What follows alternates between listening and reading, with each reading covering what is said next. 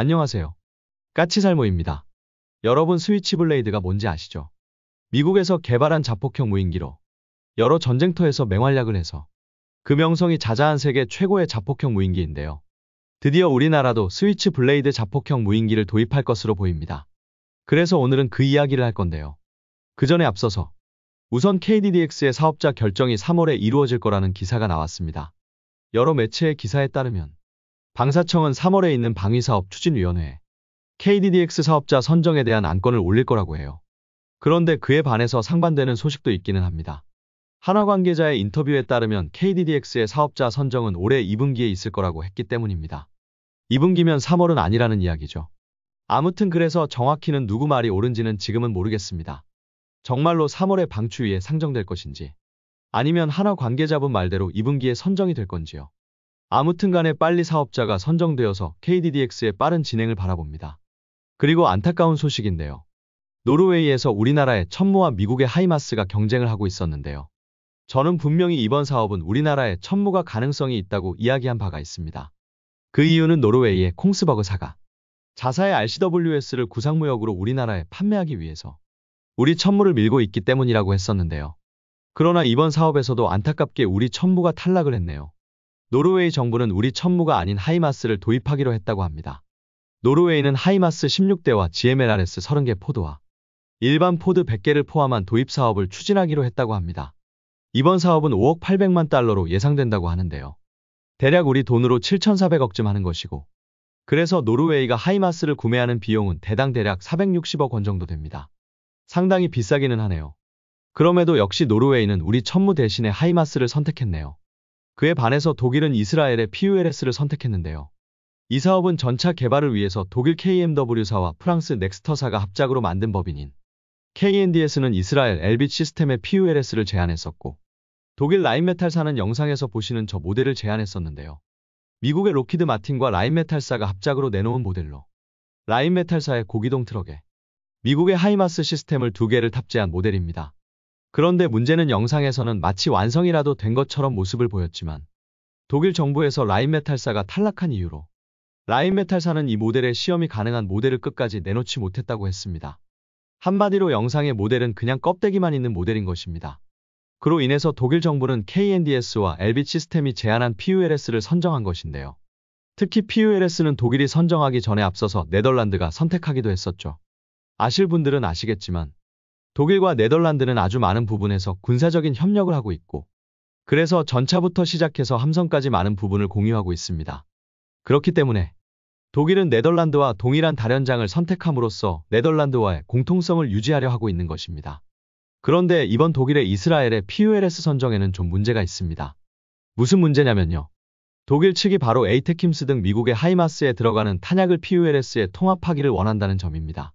물론 PULS도 다양한 탄약을 제공하지만 여전히 그래도 하이마스만큼은 다양한 탄약을 제공하지 못하고, 그리고 미국과의 연합작전을 위해서 독일은 하이마스의 탄약을 자신들의 PULS에 통합하기를 원하고 있는 건데요.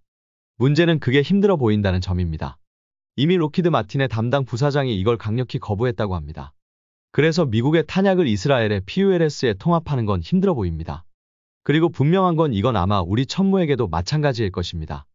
미국 업체들은 자국의 하이마스와 경쟁하는 이스라엘의 PULS에 자사의 무장을 통합하는 걸 확실히 거부했고, 이건 당연히 우리 천무에게도 마찬가지가 될 것이기 때문입니다. 그래서 우리는 이걸 극복하기 위해서라도 최대한 다양한 탄약 시스템을 개발해야 한다고 봅니다. 특히 들어보니까 이스라엘의 PULS에는 아직 사거리 500km의 탄도미사일이 없다고 합니다. 그래서 특히 이 문제 때문에 미국의 신형 탄도미사일인 PRSM을 PULS에 통합하길 원한 것 같은데요. 이게 안 된 것입니다. 그래서 우리나라는 이미 500km의 탄도미사일을 수출하기로 의결했고, 아마 그나마 PULS의 약점이 사거리 500km의 탄도미사일이 없는 점인 것으로 보입니다. 아무튼 어찌되었든 노르웨이는 우리 천무 대신에 하이마스를 선택했고, 독일은 PULS를 선택했습니다. 그래서 여전히 우리나라의 천무는 유럽에서는 폴란드 말고는 선택한 나라가 없으며, 우리 천무가 유럽 시장에 진출하는 게 상당히 쉬운 일이 아니라는 게 또 확인되었네요. 콩스버그 때문에 노르웨이는 천무를 선택할 것이라고 생각을 했는데 정말 유럽 시장은 힘든 것 같습니다. 그리고 드디어 우리나라에도 미국의 스위치블레이드가 도입될 것으로 보입니다. 방사청에서 특수작전용 대물타격 무인 항공기 도입 사업을 한다고 하는데요. 이 사업은 말 그대로입니다. 우리나라의 특수전 부대가 운영하는 공격형 무인기를 도입하는 사업인데요. 말 그대로 특수전 부대가 적 전차를 공격할 수 있는 무인기를 도입하는 사업입니다. 사업의 개요에도 글이 나옵니다. 적 전차를 효과적으로 타격하기 위한 특수작전용 대물 타격 무인기를 도입하는 사업이라고요. 그리고 이 사업의 최종 기종 결정이 올해 하반기에 이루어진다고 하네요. 당연히 이 사업은 특수작전용 장비를 들여오는 사업인 만큼 국내 개발을 고집하지 않고 주로 해외 모델에서 선정을 할 거라고 합니다. 그래서 이 사업의 주요 후보로는 미국의 스위치블레이드 600과 이스라엘의 히어로 120이 후보에 올라와 있습니다. 그런데 재미있는 점은 이스라엘의 히어로 시리즈는 과거에도 우리나라의 특수전 부대의 무인공격기 사업의 후보였다는 점입니다. 과거 우리나라는 특수전 부대를 위한 무인공격기 도입 사업을 했고 그 당시 후보로는 이스라엘의 로템 L과 히어로가 후보였습니다. 그리고서는 우리나라는 로템 L을 선정을 하고 로템 L을 도입했는데요. 그 당시에는 스위치블레이드는 후보에 없었습니다. 왜냐하면 스위치블레이드는 그 당시에는 우리나라에 대한 판매가 불허되었기 때문입니다. 그래서 스위치블레이드는 후보에 들어가지 못하고 이스라엘제 자폭형 무인기만이 후보에 들어가 있었지만 결론은 좀 더 정찰 능력이 뛰어난 로템 L이 선정되었습니다. 로템 L은 수직이 착륙 무인기로 스위치블레이드나 히어로 시리즈처럼 적을 공격하기 위해서 발사를 하면 다시 돌아오지 못하는 일회용 자폭형 무인기들과는 달리 정찰만 하고 적을 공격하는 용도로 사용하지 않았을 때는 다시 돌아오는 게 가능했기 때문입니다. 그러나 역시 이리 운용해보니 문제가 있었던 것 같습니다. 우선 스위치블레이드나 히어로 시리즈는 튜브형 발사기에 의해서 즉각적인 발사가 가능하고 그래서 반응 속도가 빠른 것에 반해서 로템 L은 그런 빠른 반응 속도가 불가능하니까요. 그래서 이번에는 우리 군은 하나의 정찰기로 정찰과 공격까지 한다는 개념에서 벗어나서 아예 정찰용 무인기와 공격형 무인기를 따로 도입한다고 합니다. 그래서 특수작전용 대물 타격무인 항공기 도입 사업을 통해서 공격형 무인기를 도입하고 또 특수작전용 정찰 무인기 도입 사업을 별도로 한다고 합니다. 공격형 무인기 도입 사업에 296억을 들여서 도입하게 되고 정찰형 무인기 도입 사업에는 136억을 들인다고 합니다. 각각 전부 해외에서 직도입을 하게 되고 올해 하반기까지 기종을 결정한 후에 내년에는 실제로 도입한다고 합니다. 여기에 더해서 69억을 들여서 지상 정찰용 로봇도 도입한다고 합니다. 그런데 당연하지만 왜 이걸 굳이 해외에서 도입하느냐라고 할 수 있는데요. 당연히 이런 무기는 특수전 부대만 필요한 장비인 것은 아닙니다. 이 장비들은 당연히 일반 부대에도 필요하고 그러나 일반 부대에 배치하려면 대량 구매를 해야 합니다.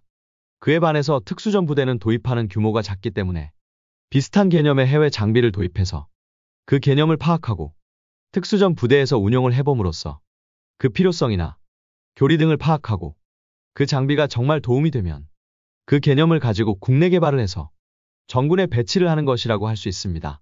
한마디로 특수전 부대에서 소량의 해외 장비를 운용해 봄으로써 필요성과 개념을 파악하는 것입니다. 그런데 재미있는 점은 우리나라는 자폭형 무인기를 개발할 때 일회용 자폭형 무인기를 거의 개발하지 않습니다. 대부분은 자폭을 하지 않았을 때는 정찰만 하고 다시 돌아오는 형태의 무인기를 개발해 왔는데요. 그런데 역시 그런 식의 자폭형 무인기는 즉흥성이 떨어질 수밖에 없습니다. 그래서 이번에는 아예 작정을 하고 정찰형 무인기는 따로 운용을 하고 자폭형 무인기는 즉흥성이 좋은 일회용 무인기를 도입하는 것으로 보입니다. 솔직히 저는 이게 옳다고 봅니다. 이래야지 적에게 빠른 대응이 가능하니까요. 하나의 무인기로 정찰도 하고 자폭 공격도 한다는 개념 자체는 훌륭해 보이지만 여러 가지 문제점을 가지고 있는 개념이라고 생각을 합니다. 그렇기에 이게 옳다고 봅니다. 그리고 아마 이번 사업에서는 스위치블레이드가 도입될 것입니다.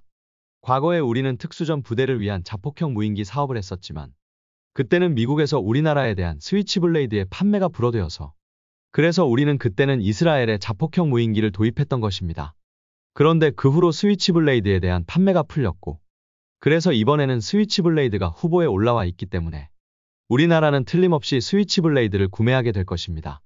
그래서 이번 사업은 누가 뭐라고 해도 스위치블레이드를 구매하기 위한 사업이라고 해도 과언이 아니고 그래서 드디어 우리나라에도 스위치블레이드가 도입되는 것이라고 보는 게 옳을 것입니다. 특히 이번에 우리가 도입하게 될 스위치블레이드는 스위치블레이드 300이 아니라 스위치블레이드 600입니다. 지금까지 가장 많이 팔리고 전쟁터에서 대활약을 한 모델은 300 모델인데요. 그러나 이 모델은 당연히 전차를 공격할 능력이 없습니다. 이 모델은 무게 2.7kg에 탄두 중량 0.19kg으로 간단하게 말해서 40mm 유탄과 비슷한 위력의 공격력입니다. 당연히 이걸로는 적의 전차를 격파할 수 없고 그래서 등장한 게 스위치블레이드 600이라는 모델입니다. 이 모델은 총 중량이 54.5kg에 달하는 대형 모델로, 그래서 탄두 중량도 8.4kg에 달한다고 합니다. 특히 600 모델에 들어가는 탄두는 대전차 미사일인 제블린의 탄두를 변형한 모델로, 처음부터 적의 전차를 격파하는 개념으로 개발된 모델입니다. 그리고 당연히 대형화되어서 비행시간과 비행거리도 대폭 증가했는데요. 최대 40분간 80km 이상을 비행할 수 있다고 합니다. 보시는 것처럼 이 모델은 결코 사람이 들고 다닐 수 있는 모델은 아닙니다. 그래서 당연히 이 모델은 사람이 들고 다니면서 운용하는 모델은 아니고 차량에 탑재되어서 운용하는 모델인데요. 우리나라는 특수전 부대를 위해서 특수전 부대용 고기동 차량을 도입할 계획이므로 이 특수전 부대용 고기동 차량에서 운용하기 위해서 도입하는 것으로 보입니다. 한마디로 이번에 도입되는 3종의 무인기는 전부 특수전 부대용 고기동 차량에서 운용하기 위한 장비들입니다.